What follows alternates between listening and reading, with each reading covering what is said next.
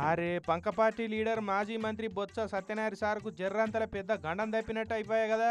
పంక party సర్కారు లేదని సంతాపం ప్రకటించుకుంటే ఎన్నుపోటు దినం పేరుతోటి నిరసన పేరంటం పెట్టుకున్నారు కదా నిన్న. ఇక ఆ ఎన్నుపోటు పేరంటానికి పోయి పెద్ద ముత్తైదు లెక్కనే మైక్ అందుకొని మాట్లాడుతుంటేనే గుడ్లు తేలేసిండు. నాకు అంత ఎట్లనో అవుతుంది అన్నాడు. కాతం ఆయన బండి మీదనే మలుసుకప్పడ్డాడు సారు.